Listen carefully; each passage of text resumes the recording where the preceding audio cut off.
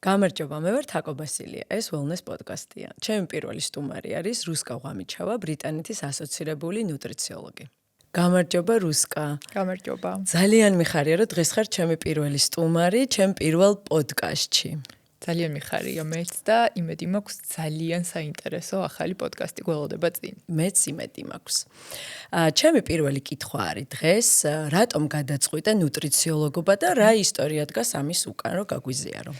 ძალიან ხშირად უკითხავთ ეს თქვათ მსგავსი რამ და ბევრისთვის ალბათ შეიძლება ნაცნობი ისტორიაც იყოს, რაც ახლა შევეცდები მოკლედ მოვყვე.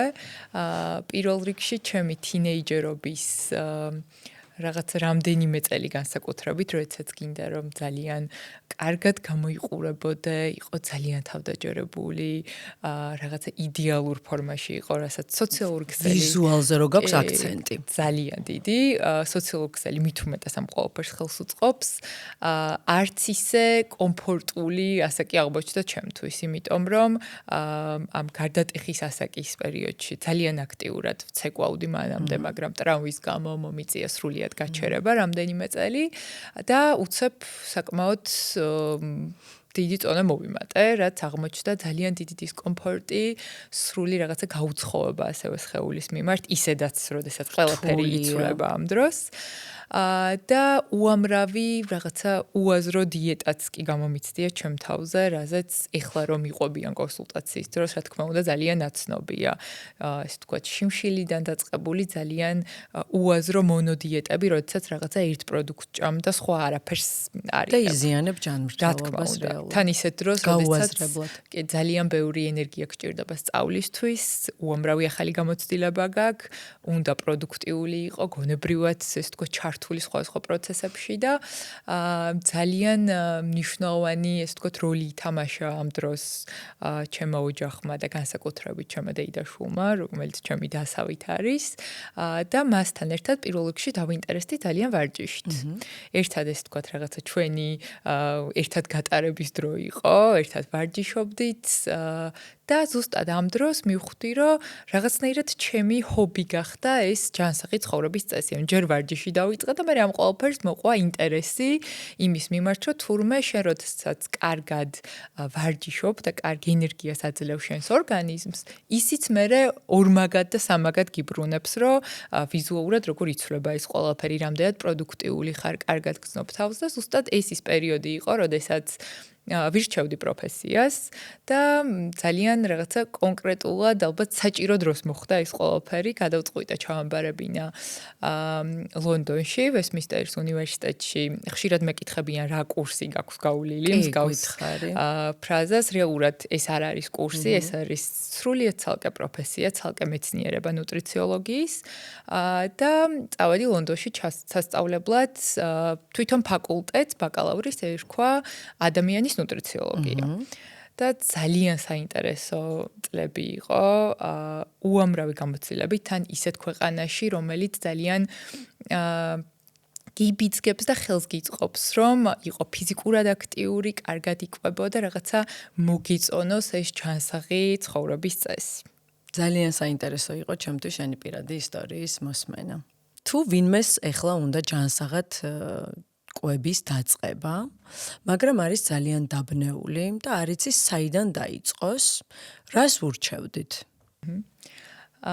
ძალიან კარგი საკითხი ახსენე, რადგან რაღაცა ზაფხულის პერიოდში ყველასთვის ყველაზე საინტერესო არის, რომ მოდი რამე ახალი ხო არ ვცადო. ზოგისთვის ეს ყველაფერი ეს სურვილი არის გამომდინარე იქიდან, რომ უნდათ ფიზიკურად რაღაც უკეთ გამოიყურებოდნენ, მაგალითად სანაპირო სეზონისთვის, როდესაც ეს ყველაფერი გვეახლოვდება, ან ბევრისთვის რაღაცა ენერგიის ნაკლებობა შეიძლება იყოს, ან უბრალოდ ის რომ უკეთესი რაღაცა შენ თავის უფრო ჯანსაღი, ვთქვათ, ვერსია შეიძლება გინდოდეს რომ საუკეთესო ვერსია. რატომაც არა, იმიტომ რომ ყოველთვის მნიშვნელოვანია ჩვენი თავი მივიღოთ, როგორც ვართ, მაგრამ შეიძლება რაღაცა ახალზეც ვიმუშაოთ, რატომაც არა, თუ რამის გაუმჯობესება შესაძლებელია. ამიტომ ვიტყოდი, რომ პირველ რიგში ნებისმიერ მიზანს, რაც არ უნდა იყოს ეს, რომ იყოს რაღაცა სამსახურეობრივი ჯანმრთელობასთან დაკავშირებული თუ სხვა, ჭირდება ძალიან კარგი გეგმა. ამიტომ კონკრეტულად უნდა ვიცოდეთ, რისი შეცვლა გვინდა, რა მიზანი აქვს ამ ყველაფერს და რა არის იმ შემდგომი ნაბიჯები, რაც ჩვენ უნდა გადავდგათ. ძალიან ხშირად უჭირთ განსაკუთრებით დაწყება და შენარჩუნება კიდევ უფრო მეტად ამ ყველაფრის, იმიტომ რომ ძირითადად ეყრდნობიან მოტივაციას, რომელიც ყოველთვის ვიძახი, რომ მოტივაცია არ არის კარგი ფაქტორი, რომ ეს ყველაფერი შეგვანარჩუნებინოს, აუცილებლად მოტივაცია სადღაც იკარგება. იმიტომ რომ ის დოფამინზე არის დამოკიდებული და ის იწურება ძალიან. ეს არის რაღაცნაირი ბუსტი არის, მაგრამ თვითდისციპლინა რაც არის, რაც უკვე გამომუშავებით ხდება ამ ჩვევებით, როდესაც ჩვენ თავს ვახსენებთ, რომ მოდი დღეს ვივარჯიშოთ, მოდი დღეს წყალი დავლიოთ მეტი, მოდი ბოსტნეული მივიღოთ, ხო, ეს პატარ-პატარა შეხსენებებით. თვითდისციპლინა უკვე მე ისეთ რეჟიმს აყალიბებს, რომ ჩვენ ამ ყველაფრისთვის მოტივაცია აღარ გვჭირდება, რომ მოტივაციას არ დავალოდებით, რომ მოდი დღეს ხასიათზე ვარ თუ არა ვარჯიშის, ეს აღარ განსაზღვრავს. ამიტომ პირველ რიგში იმის გააზრება, რომ მოტივაცია დროებითი არის, ყოველთვის გვეხმარება, რომ მომავალში ეს ყველაფერი შევინარჩუნოთ, მაგრამ ჩვენ მნიშვნელოვანია, რომ ჩვევებზე გავაკეთოთ აქცენტი და ასევე ყველაფრით ერთად არ დავიწყოთ. ამოვარჩიოთ, აი, მაგალითად, ყველაზე მარტივი რამე, რაც შეიძლება იყოს, რომ პირდაპირ კვებასთან მიმართებაში აკრძალობით კი არ დავიწყოთ, მოდი ხვალიდან, ან დღეიდან, ხვალიდან არა, პირდაპირ უფრო მეტი ბოსტნეული დავამატოთ რაციონს. პირდაპირ რაღაცის ამოღებით კი ნუ დავიწყოთ, პირიქით, დამატებაზე ვიფიქროთ. იმიტომ რომ ბოსტნეულის მოხმარება ზოგადად სხვადასხვა თქოთ კვლევებით ვიცით, რომ არის ერთ-ერთი ყველაზე მთავარი იმისთვის, რომ ჩვენმა, ის თქოთ, საჭმლის მომნელებელმა სისტემამ კარგად იმუშაოს და გარდა ამისა, ერთ-ერთი მნიშვნელოვანი ფაქტორია სიცოცხლის ხანგრძლივობისთვის, რაც არაერთი კვლევით დადასტურდა. ძალიან ბევრ საუბრობთ ხოლმე ხშირ შემთხვევაში ვთქვათ, ცილის მნიშვნელობა და ცილით მდიდარი კვება როგორია, მაგრამ ამ ბოლო დროს თითქოს ეს შთაბეჭდილება მრჩება, რომ ამ ყველაფრის გამო ძალიან დაიჩრდილა უჯრედისი, რომელიც არანაკლებ და აქცენტი არის მხოლოდ ცილაზე. ხშირად მხოლოდ ცილაზე, იმიტომ რომ ფიტნეს სამყარომაც ეს ყველაფერი ძალიან წამოწია, მაგრამ საკმარისი რაოდენობით უჯრედისი არის ძალიან დიდი საიდუმლო ჯანსაღი, ესე ვთქვათ, მონელების ენერგიულად ყოფნის და ზოგადად ხარისხიანი ცხოვრების წესის. ასევე ალბათ მნიშვნელოვანი არის ვახსენოთ ბურღულეული. აუცილებლად, რომელიც არის რთული ნახშირწყლები. ზოგადად ნახშირწყლებზე ცოტა აქვთ ხოლმე რაღაცნაირი შიში, რომ თითქოს ყველაფერი ნახშირწყლების ბრალია და მთლიანად უნდა შევამციროთ თუ ამოვიღოთ. რეალურად არაფერი არ დაუშავებიათ ნახშირწყლებს, რაც არ უნდა ვთქვათ, ჩვენი ყველაზე მთავარი, ჩვენი ორგანიზმის საყვარელი ენერგიის წყაროა, რომელიც გვაძლევს, ისე ვთქვათ, ენერგიის შეგრძნებას, იმას, რომ ვიყოთ პროდუქტიული, არ ვიყოთ მუდმივად დაღლილი და რაღაცა საკვებზოს უარ გვეფიქრებოდეს. ესაა ძალიან მნიშვნელოვანი, მაგრამ ყველაზე მთავარი კითხვა აქ და მიდგომა არის კლასიფიკაცია, რა ტიპის ნახშირწყლები გვჭირდება. მარტივად რომ ავხსნათ, იქნება ის რაღაც რომ დავყოთ, ყველაზე მარტივი, რთული და მარტივი ნახშირწყლები, ხო? მარტივი ნახშირწყლები არის ის, რაც შეიძლება ჩვენს ერთ-ერთ ყველაზე საყვარელ საკვებს მიეკუთვნებოდეს, მათ შორის მაგალითად კბილეულს, თეთრი ფქვილით დამზადებულ პროდუქტებს, რომელიც ძალიან გვიყვარს და გემრიელია ნამდვილად, მაგრამ ეს არის, ესე ვთქვათ, შეიძლება საჭირო ჩვენი კომფორტისთვის იყოს, მაგრამ რეალურად ჩვენი ორგანიზმისთვის დიდად ხარისხიანი ნუტრიენტების მომტანი ნამდვილად არ არის. მაგრამ მეორე მხარეს, სადაც არის რთული ნახშირწყლები, არის ერთ-ერთი ყველაზე მნიშვნელოვანი საკვები ჯგუფი, რომელიც ძალიან მდიდარია B ვიტამინებით, ძალიან მდიდარია უჯრედისით და მაგალითად, აი, რომ დავასახელოთ ზუსტად რა არის, შეიძლება იყოს, თქვა, წიწიბურა, კინოა, მაგალითად, ველური ბრინჯი უფრო მეტად, შვრია მათ შორის. აი ეს პროდუქტები ასევე შეიძლება იყოს მთელმარცვლოვანი პროდუქტების, თქვა, დამზადებული, ხო? მთელმარცვლოვანი, თქვა, პური შეიძლება იყოს, პასტა შეიძლება იყოს და არსებობს. ძალიან მნიშვნელოვანია, რომ ის წარმოადგენდეს ნახშირწყლების ყველაზე, ეს თქვა, ვთქვათ, დიდ წყაროს. რა თქმა უნდა, ის მარტივი ნახშირწყლებით შეიძლება იყოს, იმიტომ რომ ჩვენი საყვარელი საკვებიც რომ გარკვეულწილად არსებობდეს მნიშვნელოვანია, მაგრამ მთავარია რეალურად ეს რთული ნახშირწყლები, რომლებიც გვაძლევს ენერგიას, მაგრამ ამ ენერგიას გვაძლევს სტაბილურად, რომ შეგვინარჩუნდეს და შაქრის დონეს ძალიან სწრაფად არ ცვლის სისხლში განსხვავებით მარტივი ნახშირწყლებისგან. და ასევე ცილა დანაყრებაზე არის პასუხისმგებელი, ხო? აუცილებელია. ხო, ვიტყოდი რომ მაკრონუტრიენტები, რაც გვაქვს, ხო, მაკრო თვითონ სიტყვა გვეუბნება, რაც დიდი რაოდენობით გვჭირდება, ნახშირწყლები, ცილები და ცხიმები, ყველას აქვს ძალიან მნიშვნელოვანი თავისი ფუნქცია. ნახშირწყლებზე ვახსენეთ, რომ ენერგიისთვის არის უპირველესი, განსაკუთრებით ვინც ფიზიკურად ვარჯიშობს ხოლმე ხშირად, აი ძალიან იღებენ ნახშირწყლებს და ეს პირველ რიგში ყველაზე ძალიან ურტყავს ენერგიას და ადამიანს უბრალოდ ფიზიკურად აღარ აქვს რესურსი, რომ თავისი მაქსიმუმი ჩადოს კი არა ვარჯიშში, საერთოდ ივარჯიშოს. ამიტომ ნახშირწყლები არის მთავარი ენერგიისთვის, ცილა არის დანაყრების მთავარი კომპონენტი, გარდა იმისა, რომ სხვა უამრავ ფუნქციას ასრულებს ორგანიზმში და ცხიმები გვეხმარება, რომ ის ყველაფერი დროთა განმავლობაში იყოს შენარჩუნებული, ხო? ცილაზე აუცილებლად უნდა ვახსენოთ, რა თქმა უნდა, კუნთები, იმიტომ რომ პირველ რიგში რაც ვიცით, რომ კუნთის დისთვის შენარჩუნებისთვის განსაკუთრებით ქალებში, იმიტომ რომ 30 წლის შემდეგ რეალურად ქალის ორგანიზმი განსაკუთრებით ცდილობს, რომ არ შეინარჩუნოს მაინდა-მაინც და წელიწადში დაახლოებით 1%-მდეც კი შეიძლება იყოს კლება კუნთოვანი მასის. 10 წელში 30-ის მერე ამბობენ, რომ 10%-ით იგივე გამოდის. საშუალოდ ხო შეიძლება რაღაცა 2 წელიწადში ერთხელ 1-2%-ით რეალურად შეიძლება ესეთი კლება იყოს.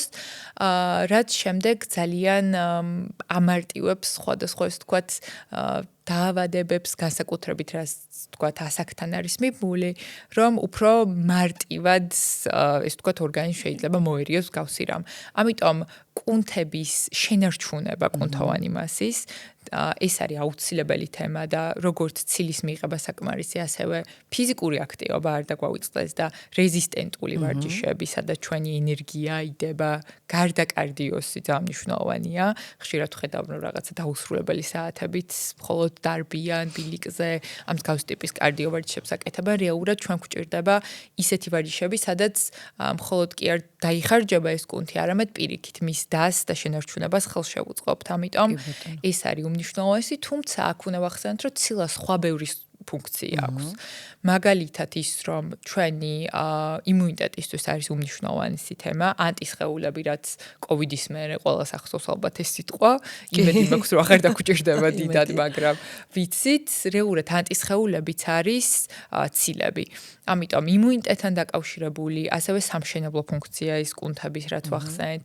გარდა ამისა, ასევე უმნიშვნელოვანესია მონელებისთვის, იმიტომ რომ ამ ენზიმების ფუნქცია, რაც არის მონელების, ფერმენტების, რეალურად ესენიც ცილები არიან, უბრალოდ ძალიან სხვადასხვა ტიპის ცილები არსებობს. ამიტომ ძალიან მნიშვნელოვანია, რომ ცილა მუდმივად არსებობდეს ჩვენს რაციონში და იყოს როგორც, ვთქვათ, идеალურ შემთხვევაში, ჩემი პირადი მოსაზრებით, იდეალურია თუ იქნება როგორც ცხოველური, ასევე მცენარეული. მაგრამ არანაირად არ არის აუცილებელი, რომ ყოველდღიურად სულ მაგალითად ცხოველური ცილა იყოს, პირიქით, კარგი არის ისეთი დღეები და ზოგადად თუ რაციონს გავამრავალფეროვნებთ, ცილოვანი მცენარეული პროდუქტებით. ანუ განტვირთვისთვის კარგია, რომ რაღაც დღეები, ვთქვათ, იყოს ცილოვან. ზოგადად რომ დავაბალანსოთ, იმიტომ რომ აი მაგალითად პარკოსნები, რაც არის ლობიო, სპი, მუხუდო, ასევე არის, ვთქვათ, ხანგრძლივი ხარისხიანი ცხოვრებისთვის ერთ-ერთი ძალიან მნიშვნელოვანი ელემენტი და ძალიან გაგვიმართლა ასევე, რომ საქართველოში ქართული ტრადიციული საკვები ძალიან მდიდარია ამ პროდუქტებით და საკმაოდ ვიტყოდი, რომ შეიძლება ბიუჯეტურიც იყოს სხვა პროდუქტებთან მიმართებაში. ამიტომ ვიცი არ არის მოსანელებლად მარტივი და ბევრისთვის ეს ცოტა წინაღობა შეიძლება იყოს, მაგრამ შეიძლება ვთქვათ ლობიოზე ნაკლებად იყოს აქცენტი და გამოვიყენოთ ოსპი, რომელიც უფრო მოსანელებლად შედარებით მარტივია. მუხუდოც მათ შორის. ლობიო ვიტყოდი, რომ შედარებით ყველაზე რთულია, თუმცა აქ კიდე მთავარი ინდიკატორია რაოდენობა. შეიძლება მაგალითად სალათი მოამზადოთ ლობიოთი, სადაც ლობიო მთავარი კერძი კი არ იქნება, არამედ ინგრედიენტი, რაც ჩემი საყვარელი ჭირდება და თან საზაფხულოდ მე მგონი კარგი ვთქვა ზეითუნის ზეთის დრესინგთან ერთად ძალიან ესეთი ნოყიერი და ამავდროულად ფანტასტიკურად შეიძლება გამოვიყენოთ და ახალი ვთქვა მწვანილებით, რაც აი უჯრედისით რაც ვახსენეთ, რეალურად პარკოსნები არის ერთ-ერთი ყველაზე მდიდარი პროდუქტი უჯრედისით. და ვახსენეთ ცილა და აი ცილის დიეტაზე რას ფიქრობ ცნობილ ცილის დიეტაზე, როცა ზაფხულისთვის ემზადებიან და გამიგია რომ ხშირად მიმართავენ ამ მეთოდს. რაც ვიზუალურ ეფექტს ძალიან ქმნის, ხო? განსაკუთრებით თქვა აი სანაპირო რაღაც საზაფხულო სეზონის წინ რაც ვახსენეთ. რა თქმა უნდა, ცილა ამ ყველაფერს ხელს უწყობს და მაქსიმალურად ასევე კუნთის გამოკვეთას ეხმარება. მაგრამ ასევე არც ისე კარგი მხარე ამ ყველაფერს, რაც არის გამოშრობას, რასაც ეძახიან ხშირად, ამის პარალელურად მთლიანად ხდება ხოლმე ცხიმების შემცირება არის ერთ ამოღებასაც კი დავარქმევდი.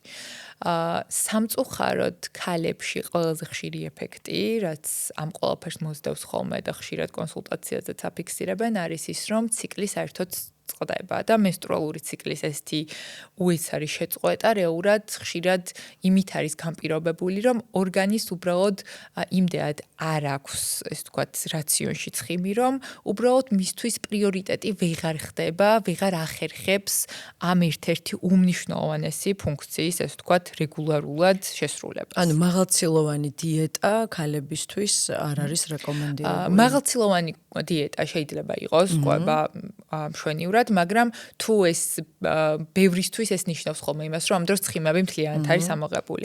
თავარია რომ ცხიმი ყოველთვის არსებობდეს რაციონში. ანუ ნახშირწყალზე არ არის საქმე. ნახშირწყლებით ძალიან მნიშვნელოვანია, მაგრამ აი ჰორმონალურ თემაზე რაზეც საუბრობთ, აუცილებლად გამოვყოფდი ცალკე ცხიმების მნიშვნელობას. ჩვენი სასქესო ჰორმონები მთლიანად არის მიბმული ეს ვთქვათ ცხიმებზე და რამდენად გვაქვს რაციონში, ხო? აი, რაზეც საუბრობთ, რომ ვთქვათ ჯანსაღი ცხიმები შეიძლება იყოს ომეგა-3, რომელიც ჰორმონებისთვის უმნიშვნელოვანესია, მაგრამ ასევე გონებრივი დატვირთვის არის თევზში.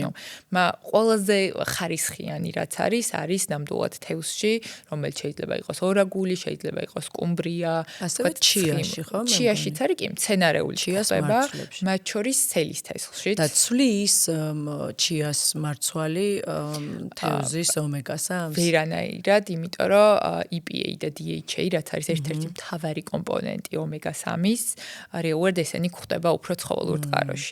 ძალიან მნიშვნელოვანია და კარგია, რაც გვხდება მცენარეულში და იდეალურია ზუსტად რაც ვახსენეთ, რომ ორივე იყოს და დავაბალანსოთ, მაგრამ კარგი იქნება, რომ რეალურად ცხოველური წყაროდანაც არსებობდეს რამე სახის.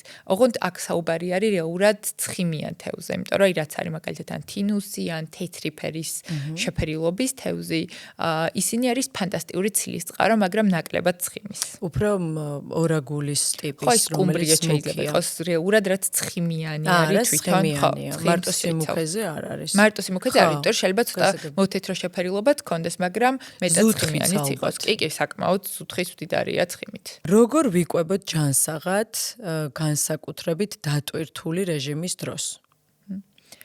მე მგონი თანამედროვე ცხოვრების წესის ყველაზე დიდი გამოწვევაა. იმიტომ რომ ეხლა რასაც ხსნით და ვსაუბრობთ, ბევრ შეიძლება დარჩეს თავბეჭდილება, რომ ეხლა ძალიან ბევრი დრო ჭირდება ამ ყოველფრის დაორგანიზებას, გამზადებას. ვიტყოდი რომ ძალიან მნიშვნელოვანია რაღაცნაირად მოხერხებულად ვივუდგეთ ამ ყველაფერს და რაღაცები წინასწარ დავგეგმოთ, კი აუცილებელია, მაგრამ ასევე ცოტა მოქნილები ვიყოთ იმასთან მიმართებაში, როგორი კონკრეტული დღე ან კვირა შეიძლება გქონდეს. მაგალითად, დილას თუ გავდივართ ადრე სახლიდან, ზოგადად საუზმე არის ძალიან კარგი მიდგომა იმ კუთხით, რომ დილას მაინც ვიცით, რომ ერთ-ერთი დღის ერთ-ერთი მნიშვნელოვანი კვება შესრულებულია და სახლში ვართ. შეგვიძლია რომ ჯანსაღად დავიწყოთ ჯანსაღად დღე. მივცეთ პროდუქტიულობისთვის კარგი ენერგია ჩვენ თავს და თან სახლში ვართ, უფრო მეტად შეგვიძლია ჩვენით მოვამზადოთ, ან რაღაცა ვიცოდეთ უფრო რა არის იმ ვთქვათ საკვებში. რაც შეეხება უკვე შუადღის კვებას, ვიტყოდი, რომ ეს სადილის ლანჩის პერიოდი არის ყველაზე პრობლემური. ხშირად იმდენად გადატვირთულია სამსახურის შეხვედრა იქნება თუ ასევე რაღაცა მოძრაობა თუ გვიწევს ქალაქში. სტრესული სამუშაო დღე არის და საერთოდ გეკეტება და აღარ გინდა მერე რომ. აი მაგალითად მეც რაღაც თუ მნიშვნელოვანი შეხვედრა ან გამოსვლა მაქვს, ძალიან არ მიყვარს რაღაცა ყვება ზუსტად იმის წინ ან რაღაცა მძიმე შეიძლება ისეთი სრულფასოვანი სადილი არ იყოს ემოციებთან არის მაინც კავშირში. ხო, რაღაცნაირად სხვა რამე გეფიქრება, ხო, თითქოს და მადაც შეიძლება ისე არ გქონდეს. ესეთი დღეებისთვის საერთოდ ესეთი გადარბენა როცა გვაქვს, ვიტყოდი რომ ჯანსაღი კარგი წახემსებები შეიძლება იყოს ძალიან დიდი შველა. განსაკუთრებით სტრესულ დღეებში ჩვენი ორგანიზმისთვის საკვებით მაინც იმ სტაბილურობის შეგრძნება, რომ არ ვაშიმშილებთ და რაღაცა დროის მერე, როდესაც ენერგია აღარ გვაქვს და ჩვენს ორგანიზმს მოუნდება რაღაცა, ეს ძალიან მნიშვნელოვანია, რომ ამის შეგრძნება უსაფრთხოების შეგრძნება არის პირველ რიგში. აქედან გამომდინარე, თუ ვერ ვახერხებთ სრულფასოვან კვებას, იდეალურია თუ მანქანაში ან ჩანთაში რამე ისეთი წასახემსებელი გვექნება, მაგალითად აუცილებლად ჩემი ყოველსაყვარელი რაცა, მაგალითად შეიძლება იყოს ხილი და ნუში, ან შეიძლება იყოს თხილეული და ფინიკი, მაგალითად. თან ეს რაც უბრალოდ ვახსენე არ არის მალფუჭებადი პროდუქტი. იმიტომ რომ ზაფხულში ან ისედაც თუ გარეთ გვიწევს ყოფნა, შეუძლებელია რომ რაღაცა ისე დიდხანს გქონდეს, მაგალითად ან რდის პროდუქტი ან რაღაცა ხორციანი ისე რაღაცა სრულფასოვანი კერძი, საკმაოდ სახიფათო არის, ხო, ამიტომ გვიწევს უფრო რამე ისეც ვიფიქროთ, რასაც მაცივარი საერთოდ არ ჭირდება. აქედან გამომდინარე, აი თხილეული და ჩირეული ასევე, აი სეზონური ასევე მაგალითად ხილი, რომელიც შეიძლება რაღაცა პატარა კონტეინერში ჩავდოთ, ან შეიძლება ხო, სპეციალურ რაღაცა შეფუთვა გქონდეს ამისთვის, უბრალოდ შეიძლება ჩანთაში ჩავაგდოთ.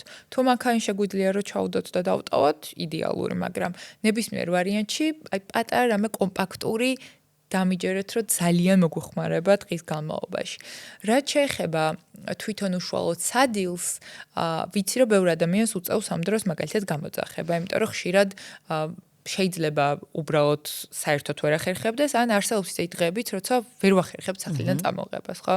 საერთოდ იმის გააზრება, რომ რუტინა და ჯანსაღი, ესე ვთქვათ, სწორი რაღაცა ცხოვრების წესი და რეჟიმი არ ნიშნავს იმას, რომ რობოტები ვართ და ყოველთვის ყველაფერი შეგვიძლია, ხო? ადამიანები ვართ, ყოველი დღე განსხვავებულია, ჩვენი გემოვნებაც რაღაცა ცხოვრების ეტაპის მიხედვით შეიძლება განსხვავებული იყოს. თან ეს ემოციური კვება ძალიან აქტუალურია. ანუ ემოციური მჭამელები ესე ეძახიან, ხო? სამწუხაროდ ძალიან ხო მომატებულია, იმიტომ რომ ადამიანის ერთგვარი რაღაცნაირი გამკლავების მექანიზმი ამ სტრესთან, იმიტომ რომ არ დაგვიწეს კვება არის მთავარი ერთ-ერთი რამ, რაც უსაფრთხოების შეგრძნებას, ესე ვთქვათ, განსაზღვრავს. ამიტომ აი ესე დღეებში თუნდაც თუ გამოძახება გვიწევს პირველ რიგში აი ეს რაღაცა cheat days mindset-ი გვინდა რომ გვერდზე გადავდოთ და თუ ვიძახებ არ არის აუცილებელი რომ რაღაცა fast food-ი იყოს მაინდა-მაინც შეიძლება იქაც გაკეთება ჯანსაღი არჩევანის ან ასევე გარკვეული ობიექტები იძლევა იმის საშუალებას რომ შენი რაღაცა აწყო ვთქვათ ან სალათივით ან ბოულივით რაღაცა ისეთი ტიპი სადაც არჩევანი გააკეთო უფრო ჯანსაღზე ამისთვის ალბათ მნიშვნელოვანია რომ იმდენ ხანს არ აშიმშილო შენი ორგანიზმი რომ უკონტროლო კვებაში გადახვიდე რაც არ უნდა ვიცოდეთ ამაზე პირადად ჩემ თავზეც ბერძოლ მithქვამს ხო ჩემი პროფესია რომელიც ვიცი მიყვარს და ყოველთვის ახალი ინტერესით ახალ ინფორმაციას ვეძებ რაც არ უნდა ის ყველაფერი ვიცოდეთ თუ ძალიან გვშია იქ უკვე მეორე ხარისხოვანი ხდება რა ვიცით იმიტომ რომ ჩვენი ეს თქვა ინსტინქტი არის რომ ძალიან რო გვშია ტვინს ეს თქვა თავარი ამოცანა აქვს რომ რაც შეიძლება სწრაფად მოიპოვოს საკვები ძალიან მშერი რო შედიხარ მარკეტში და ყველაფერს რო ყიდულობ და საერთოდ რო არ გჭირდება იგივე ყველაფერს რო უყვეთავ ხშირად საკვებრავად ობიექტში რესტორანში მაგალითად და უკვე რაღაცები რომ მოდის ხვდები რომ ფიზიკურად აღარ შეგვიძლია და ამიტომაც არის რომ აი მაგალითად რაღაცა საკვების მომარაგებისთვის საყიდლებზე წასვლა ყოველთვის ჯობია კონკრეტული გეგმით და მაინდა-მაინც ძალიან ხშირი რო არ ვიყოთ ხო ნამდვილად ჯობია.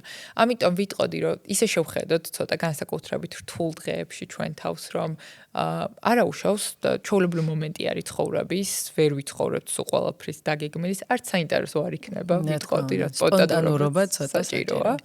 მაგრამ მნიშვნელოვანია, რომ იმ არჩევანში შევძლოთ კონკრეტული დღისთვის რაღაცა ჯანსაღი არჩევანის თქვათ გაკეთება. თუ სახელიდან შეგვიძლია რომ წავიღოთ, მაგალითად, შეიძლება რაღაცა კერძი მოვამზადოთ. მე აი მაგალითად ძალიან მიყვარს კვირა დღეს უბრალოდ ბოსტნეულის დაჭრა და სხვა კონტეინერებში გადანაწილება, რაც მაცივარში შეიძლება 2-3 დღის ან 4 დღის განმავლობაშიც კი ძალიან მშვენივრად იყოს. მე ეს მაძლევს საშუალებას, რომ თუნდაც დილას აი ეს 5 წუთი თუ მაქვს, ავიღო რაღაცა ჩემი ლანჩბოქსი და შეურიო სხვადასხვა ვთქვათ ბოსტნეული იქნება, მაგალითად რაღაცა ცილის წყარო შეიძლება მქონდეს გამზადებული, მაგალითად ქათამი, ვთქვათ გამომცხვარი, რაც მაცივარში იქნება, ასევე მოხარშული ვთქვათ წიწიბურა ან კინოა.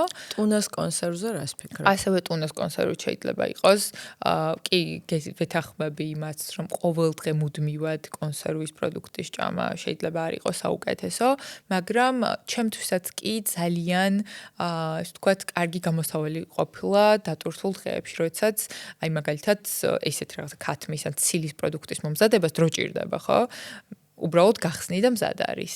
იგივე შეიძლება ლობიოს, ვთქვათ, ან ოსპის, მუხუდოს რამე მსგავსი ტიპის პროდუქტი მოვხარშოთ და კონტეინერში გქონდეს. ან ცალ-ცალკე ინგრედიენტებით რაღაცის გამზადება, რასაც ჯამში შეიძლება დაჭირდეს 1 საათი, მაგალითად, შაბათ-კვირას. გვეხმარება მე, რომ მინიმუმ შუა კვირამდე მაინც ისე მივიდეთ, რომ ის 3 დღე უცებ რაღაც სალათი ავაწყოთ, დრესინგი გავუკეთოთ და წავიღოთ ეს ყველაფერი, როცა წაღების საშუალება მაგალითად გვაქვს. შევასწორებ თინუსის კონსერვი. თინუსის საინტერესო არის, ესე ცნობილია, რომ ჯანსაღი კვება არის ძვირის სიამოვნება. რას ფიქრობ ამასთან დაკავშირებით? ამ თემას და მიდგომას ვიტყოდი გაჩნია როგორ ვუყურებ. თუ ჩვენ სულ გარეთ გვინდა კვება, ან სულ გამოძახებაზე ვართ და ორიენტირებული. ხო, ჯანსაღი არჩევანს ვეძებთ, ამ შემთხვევაში ნამდვილად არ იქნება მარტივი გამოწვევა ფინანსურად. თუ სახლში ვამზადებ შედარებით, ეს უფრო ბევრად ბიუჯეტური შეიძლება იყოს, მაგრამ ასევე ძალიან მინდა რომ რაღაცნაირი მეგობრული დამოკიდებულება ქონდეს ადამიანს ჯანსაღი კვების მიმართ პროდუქტებზე არ იყოს კონკრეტულად მიბმული. მაგალითად, ავოკადო ფანტასტიკური ცხიმია და კარგია, მაგრამ არ არის ხშირად საქართველოში ისეთი ხელმისაწვდომი და არ არის აუცილებელი, რომ აი კონკრეტულ რაღაცა განსაკუთრებულ საკვებზე გავაკეთოთ აქცენტი, ხო? აი რაც ვახსენეთ, რომ იგივე ლობიო, იგივე ასევე სეზონური პროდუქტები ყოველთვის გაცილებით ხელმისაწვდომია, ვიდრე რაღაცა ზამთარში, რომ მაგალითად საზამთრო მოგვიდეს, ხო? კი, ენდემური და პლუს ნაკლებად არის დიდი ალბათობით უფრო მაგალითად გაჯერებული სხვა დანამატებით, იმიტომ რომ ტრანსპორტირება არ ჭირდება და იმ სეზონზე გათვლილი პროდუქტია. გარდა ამისა, ვთქვათ, ადგილობრივ რაღაცა ფერმერებსაც ხელს უწყობთ ამით, ხომ?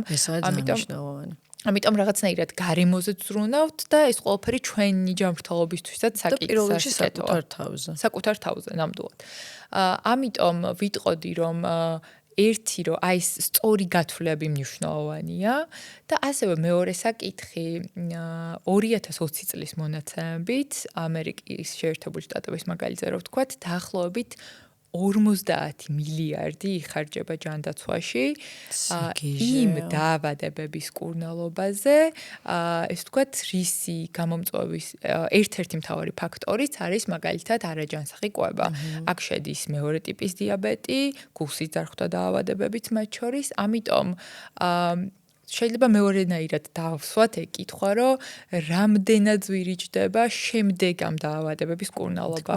როგორც სახელმწიფოსგან, რა თქმა უნდა, ნაწილი ამ ყველაფრის მაგალითად ამერიკის მაგალითზე დაზღვევა იხდის, მაგრამ მეორე მხრიდან აქ ჩვენი ცხოვრების ხარისხის ფასის გადახდა ხდება. რაც არ უნდა, ვთქვათ, ფული გადავიხადოთ შემდგომ, ამის ანაზღაურება ხშირ შემთხვევაში მთლიან შეუძლებელია. ჯანმრთელობის დაბრუნება ბევრად უფრო რთულია და რეალურად ჯანსაღად მაგიტომ უნდა ვიკვებოთ და მოუაროთ საკუთარ თავს, რომ ამავად არ გავხდეთ. პირველი ეს.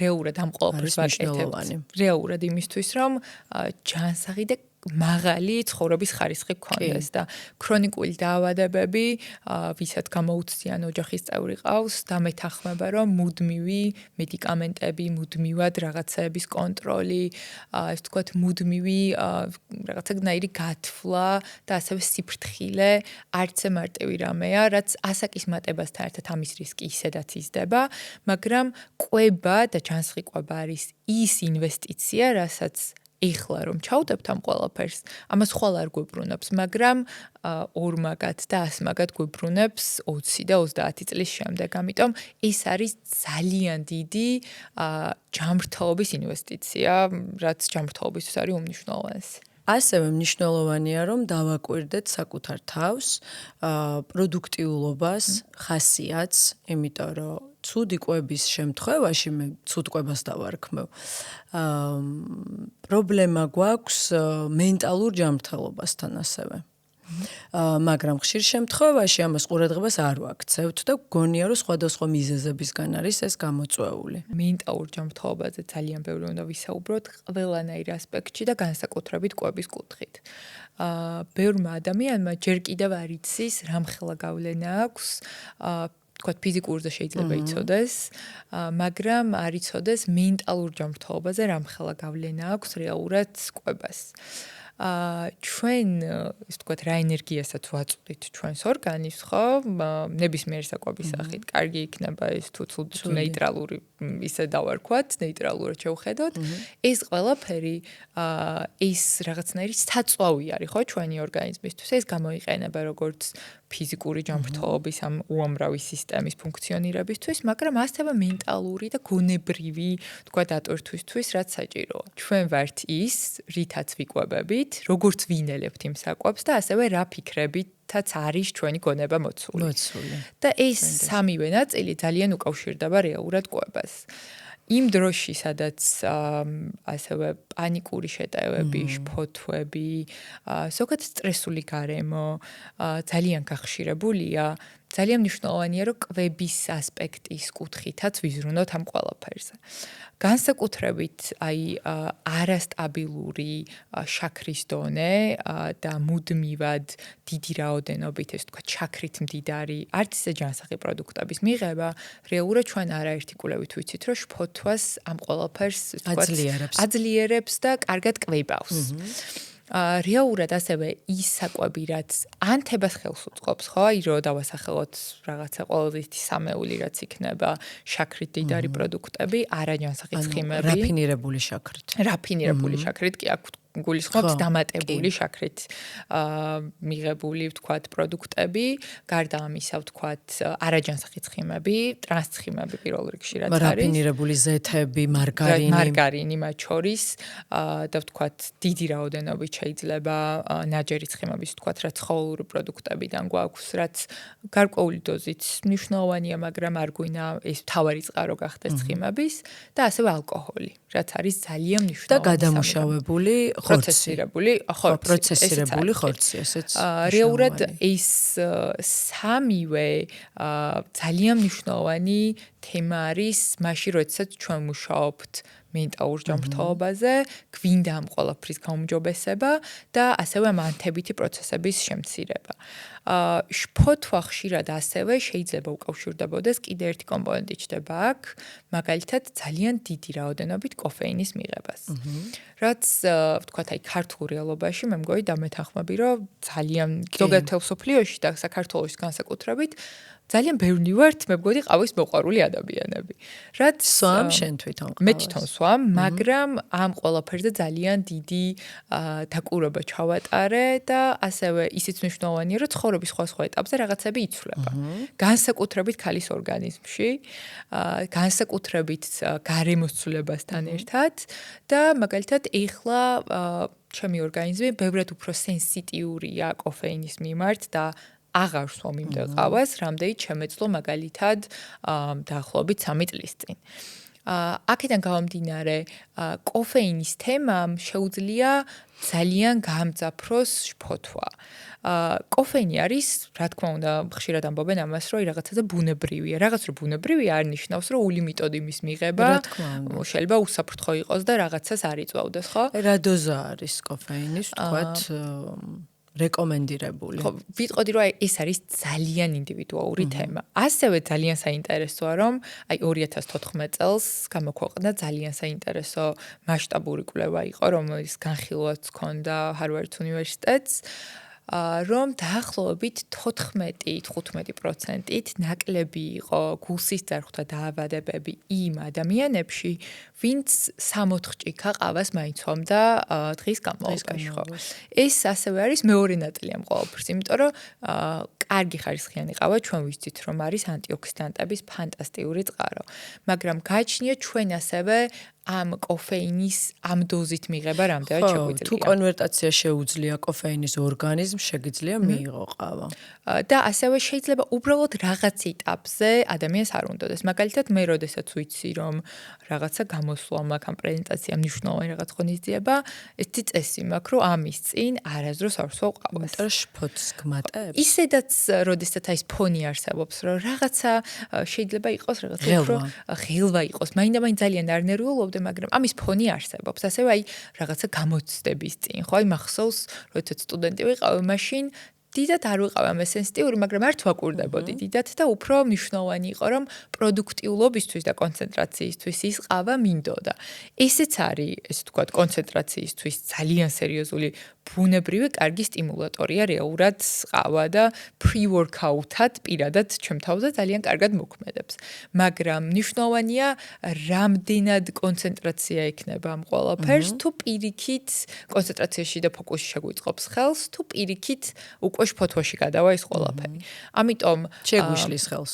უმეტესად ბევრ ადამიანს რეალურად ხელს უშლის, მაგრამ ესეც ძალიან ინდივიდუალურია. ყავაზე რადგან გადავედით, აუცილებლად უნდა ვახსენოთ ის, რომ უზმოზე არ გვჭირდება რეალურად ყავის მიღება. აუცილებელია, ხო და ჰორმონების საკითხი და ყავის დავაკავშიროთ ახლა თმასთან განსაკუთრებით ქალებში. რაზეც ზუსტად მაშინ დავიწყეთ აკვირება, როცა მივხვდი, რომ ყავა რაღაცა შფოთვის წყარო გახდა, რაც ცოტა მეუცნაურა ძალიან დასწყეში, იმიტომ რომ ყავის მოყვარული ვარ, გიჟდები ყავაზე და დღემდე ჩემ ცხოვრებაში არსებობს უბრალოდ სხვა დოზით და სწორი მოხმარება ვისწავლე.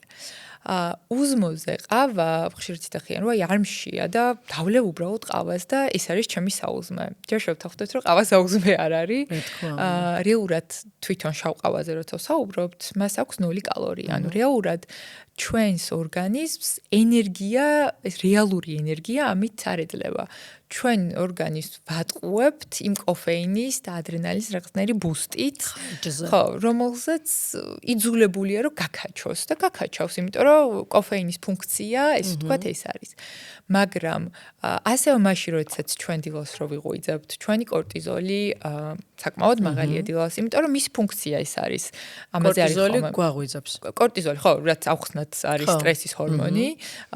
დილას უნდა იყოს ყველაზე მაღალი. ამის ფუნქცია ეს არის ჩვენი ასევე ბიოლოგიური საათი, რაც არის, რომ დილას რო ვიღვიძებთ, მისი ფუნქცია არის უფრო სწორად რომ გაგვაღვიძოს. მაგრამ თუ ჩვენ ამას ზემოდან კიდევ ვუმატებთ ყავას, რომ ეს კორტიზოლი თითქოს გვინდა რომ კიდევ უფრო ზემოთ წავიდეს და ამას გაუცნობიერებლად ვაკეთებთ ხშირად, მაშინ როდესაც არც არანაირი საჭმელი, არაფერი არ არის, თქო, კუჩი ჯერ მოხვედრილი ამ ძილის შიმშილის შემდეგ. საკმაოდ მგრძნობიარე არის კიდევ უფრო ჩვენი ჰორმონები და ძალიან ისტრესება ამ ყველაფრით. ამიტომ გარდა იმისა, ასევე რომ ვთქვათ, არ ვახსენოთ კუჭის სხვადასხვა პრობლემები, რაც საქართველოში უდიდესი თემა არის, რა თქმა უნდა, ეს კვების რაციონიდან გამომდინარეც არის, მაგრამ ასევე, როდესაც წლების განმავლობაში, 20 წლის განმავლობაში ყოველ დილას მარტო ყავა არის საკმაოდ, ისე ვთქვათ, მშაბლიანობა იზრდება. ამიტომ არ არის აუცილებელი ძალიან დიდი საუზმით დავიწყოთ. თუნდაც თუ ამ ჩვევაზე მუშაობთ, დილას უბრალოდ რაღაცა თხილეული და ხილი მაინც რო იყოს, ან შეიძლება რამე მსუბუქი, ვთქვათ, მაწონი ან ხაჭო ან იოგურტი რამე. საუკეთესო არის ალბათ ჯერ წყალი დავლიოთ. საუკეთესო პიროგში წყალი დავლიოთ, მადლობა რომ გამოგვრჩა ეს მე თქვა, წყალი დავლიოთ და ამასაც მეკითხებიან ხოლმე რომ აი უზმახო აღარ გამოდის ყავის წინ ჯერ რო წყალს დავლევ და არა გვჭირდება ნამდვილად რამე საკვები. რაც მარტივი თუნდაც 2 ლუკმა რო იყოს, ყოველთვის ჯობია ვიდრე საერთოდ სარიალ. ალბათ რაღაც კორტიზოლის დონეც უნდა დავაბალანსოთ და ეს საკვები აბალანსებს. საკვები ძალიან ეხმარება რეალურად რაღაცნაირი მესიჯიც არის ჩვენი ორგანიზმისთვის, რომ ახალი დღე დაიწყო, ახალ ენერგიას გაძლევ და მარტო ამ კოფეინის ბუძზე არ გამყოფებ, ხო? საერთოდ ჩვენს ორგანიზმს რაღაცნაირად ეგრე მივუდგეთ, როგორც მეგობარი, რომ ის კი არ ვუთხრათ, რომ აუ დღეს რაღაცა კარგად არ გამოვიყურები და სარკის წინ ალბათ ყოველს გქონიეგეთ. ხო, ალბათ ყოველს გქონიეგეთ, ხე რომ არ არსებობს, მე მგონი ადამიანი, რომელსაც ყოველდღე მოწონს სარკეში ზუსტად. ძალიან ნორმალურია ეს. ჩვეულებრივი ამბავია, რომ მაგრამ მადლიერები უნდა ვიყოთ, ეს არის ძალიან მნიშვნელოვანი. იმიტომ რომ არ ჩერდება არც ერთი წამი, როდესაც ჩვენ გვძინავს, შეიძლება ვისვენებთ და გონებაც გამართულია ჩვენი ორგანიზმი, აი მილიონი სხვადასხვა პროცესი ყოველ წამს სულ საქმეს აკეთებს. აბსოლუტურად და ჩვენ ხშირად პირიქით რაღაცა კრიტიკული ვართ და ვუბრაზდებით საკუთარ თავს. მედიტაციებიც არსებობს, რომ ორგანოებს უხდი მადლობას. ძალიან კარგია რეალურად რაღაცა ადამიანმა ალბათ როდესაც ინტერესდება და იგებს რამდენი პროცესი მიდის პარალელურად და როგორი დაკავშირებულია ყველაფერი ერთმანეთთან ხო აი ჩემი ერთ-ერთი ყველაზე საყვარელი რაღაცა აღმოჩენა სწავლის დროსაც და მე საკუთარ თავზეც მახსოვს როგორი დაკავშირებულია ჩვენი საჭმლის-მომნელებელი სისტემა და გონება ფიქრები ერთმანეთთან მენტალური ჯანმრთელობა ხო მეორე ტვინს ეძახიან აბსოლუტურად და ძალიან ასევე მომწონს gut feeling, რაც არის გამოთქვა ინგლისურად, რომ რეალურად აი ეს ინტუიციის შეგრძნებას კუჭი კარნახობს თითქოს ძალიან სწორია, იმიტომ რომ როგორც კი რაღაცა გარემო იცვლება, დასტრესილები ვართ, აი თუნდაც გამოცდის წინ და რაღაცა აი ეს მუცლის ტრიალს რო ვეძახით და უსიამოვნო შეგრძნება, რეალურად აი ამ რაღაცა ცვლილებებს ძალიან კარგად აღიქვამს ერთ-ერთი პირველი საჭმლის-მომნელებელი სისტემა, ამიტომ ამას და ნებისმიერ სხვა სისტემას ძალიან დიდი დაფასება ჭირდება. დაახსენეს საუზმის აუცილებლობა. ძალიან პოპულარულია ახლა საუზმის გამოტოვება. რას ფიქრობ ამასთან დაკავშირებით? ხო, ძალიან ინდივიდუალური თემაა პირველ რიგში ის ვთქვათ, რომ ეს ძალიან განსხვავებულად მოქმედებს ასევე სხვა ასაკში და ასევე სქესიც უნდა ვახსენოთ, რომ ქალებისთვის და კაცებისთვის ბევრი რამე განსხვავებულია. ჰორმონალურ თემაზე განსაკუთრებით, როდესაც საუბრობთ. თუ ჩვენ დილოს ვიწყებთ ძალიან ადრე და შემდეგ ვცდილობთ ბევრი ყავით გავქაჩოთ იქამდე რომ უბრალოდ გვინდა რომ აი ესე ფიზიკურად ხელოვნურად ავდგეთ და საუზმე ამოვიღოთ მაშინ ეს ისეთი სტრესია ორგანიზმისთვის და იმდენად დიდი ჰორმონალური დისბალანსის მიზეზი შეიძლება გახდეს ამომავლოდ ეს არანაირად არ არის სწორი მიდგომა განსაკუთრებით პლუს ქალებში თუ ჩვენ სხვანაირი რეჟიმი გვაქვს და სიტყვაზე მაგალითად გაღვიძებიდან რაღაცა იქვე 1 საათში მაინდამაინც შეიძლება რაღაცა მძიმე საუზმე არ იყოს და არც ძალიან დიდი რაოდენობით ყავას არ ვიღებთ შეიძლება ეს ვიღაცისთვის ოკეი იყოს მაგრამ თუ ჩვენ თავს გულწრფელად დავაკვირდებით და გუახდილად ვიტყვით რომ თითქოს აი არ ველოდებით და ერთი სული არ გვაქვს შემდეგ აი რაღაცა 12 თუ პირველი როდის მოვა სადილის დრო რომ მივიღოთ საკვები შეიძლება ბევრმა ადამიანმა ეხა ამ საუბრის მოსმენის შემდეგ თავის თავში აღმოეჩინოს რომ მე მგონი ჩემ თავს ვაძალებ და რეალურად ორგანიზმი ითხოვს ამ ენერგიას მაგრამ ვიცი შემთხვევები როცა იმიტომ რომ ტრენდულია ეს საუზმის გამოტოვება გადაეწყნენ ამ სისტემაზე ალბათ ინტერვალურ შიმშილთანაც არის კავშირში ანუ ტოვებენ საუზმეს რომ შეასრულონ რაღაც კონკრეტული ვთქვათ 18 საათი ან 20 საათი ამასთან დაკავშირებითაც მაინტერესებს შენი აზრი რამდენად ქალებისთვის რეკომენდირებულია იმიტომ რომ აი ბევრ კვლევებს ვთქვათ რაღაც პოდკასტებს ჯანსაღყვებაზე რომ ვუსმენ იქ განსაკუთრებით ხაზგასმით ამბობენ რომ ინტერვალური შიმშილი ვთქვათ კარგია მაგრამ კაცებში აბსოლუტურად ვეთანხმები რაც ზუსტად ბოლოს ახსენე ქალის ორგანიზმი ძალიან განსხვავებულია და ძალიან უფრო ის ვთქვათ აპრიორიტეტებს ჰორმონალურ ბალანსს, ხო?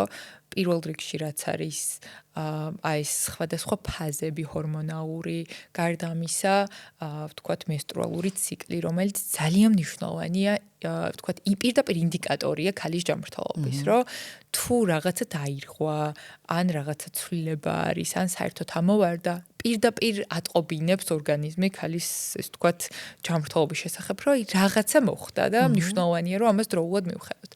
შიმშილი აი ეს ინტერვალური, რომელიც ხანდახან არის, ვთქვათ, 8-16-ზე, ხო, როდესაც 8 საათიანი კვების პანჯარა, 16 საათიანი შიმშილი შეიძლება იყოს, ვთქვათ, 6-18-ზე, 4-20-ზეც არსებობს, ან საერთოდ 24 საათიანი შიმშილი.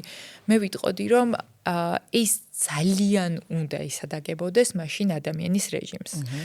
ეხლა თუ ისე გამოდის, რომ ადამიანი მაგალითად დილას საუზმეს ტოვებს, მერე ვთქვათ, სამსახურში ოფისში უწევს ზუსტად ის 6-8 საათი და სამსახურიდან სახლში მოდის და ისევ არაფერს არ ჭამს და მხოლოდ სამსახურში როგორც მოასწრებს იმ კვებას, იმაზეა დამოკიდებული, შეიძლება ძალიან მოწონდეს იმ ეფექტით, რომ მაგალითად წონას მარტივად იკლებდეს. რა თქმა უნდა დაიკლებს, იმიტომ რომ აბსოლუტურად არასაკმარისად იღებს საკვებს. ან შიმშილს მიეჩვია და კონკრეტულად იმ ჰორმონებზე, ალბათ ადრენალინზე? ხო, თითქოს გაქაჩვის რეჟიმზე. ხო, რაღაც ადრენალინზე ზიანო ესე გამიგია.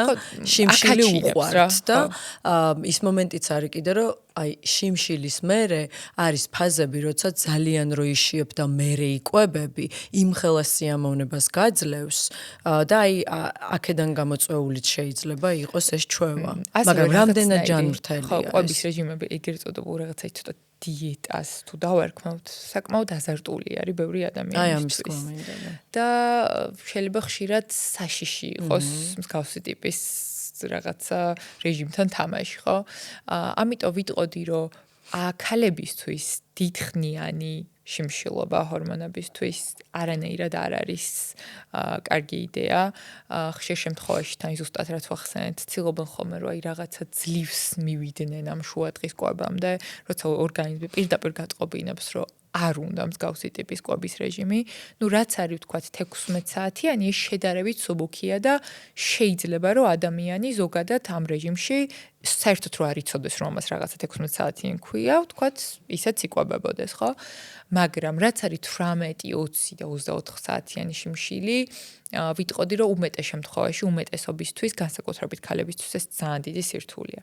კაცებს სხვანაირი ჰორმონალური ბალანსი აქვს საერთოდ და მათ არ აქვთ ეს თქვათ ესეთი რაღაც დაახლოებით 28 დღიანი ჰორმონალური თქვათ ციკლი ხო მათ აქვთ 24 საათიანი რაც სრულიად სხვა ტესტოსტერონი და ჩვენ გვაქვს ესტროგენი საერთოდ სხვადასხვა განსხვავებული მექანიზმი არის ხო ამ ციკლის შესაბამისად მათთვის უფრო მარტივი არის და ვთქვათ ჰორმონალური ბალანსი ესე არ ზიანდება და მათთვის შეიძლება უფრო რაღაცა პროდუქტიულიც აღმოჩნდეს. თუმცა იმდენად დიდი ხანია მსგავსი ტიპის კვების რეჟიმები არსებობს, რომ უკვე არაერთი კვლევა ვიცით და შარშან გამოქვეყნდა საკმაოდ დიდი რამდენიმე ათწლეულზე ვთქვათ იყო ზუსტად ეს კვლევა, რომელიც სხვადასხვა ინდიკატორით ქალებზე იყო თუ კაცებზე? შერეულად იყო, რაც ძალიან მნიშვნელოვანია, იმიტომ რომ ძირითადად კაცებზე გეთდება. სამწუხაროდ და რეურად ესე აღმოჩნდა, რომ აი წონის ვთქვათ კლებისთვის რის გამოც ყველაზე ხშირად მიმართავენ ამას,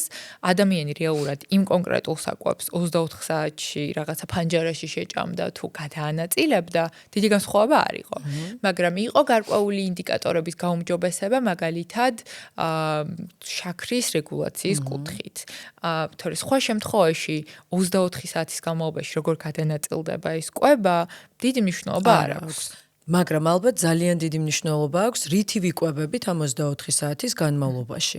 ხშირად გამიგია, რომ არიან ინტერვალურ შიმშილზე, იმიტომ რომ წონა დაიკლონ, მაგრამ შუადღეს მიირთმევენ თავისთვის ძალიან გემრიელ საკვებს და გემრიელში შედის უმეტესად ჩაქრიანი და ფუნთუშეული და არანუტრიენტებით გაჯერებულ საკვებს და ალბათ ეს ძალიან დიდი შეცდომა არის, ხომ ამ შემთხვევაში. კი, ზუსტად რაც ახსენე, აქ არის ერთი მთავარი მიდგომა ხოლმე რომ რეურად კალორიებზე იმდენი რაღაცა ფიქრი ხდება და ორიენტირება, რომ საერთოდ გვერდზე რჩება, საიდან მოდის ის კალორიები.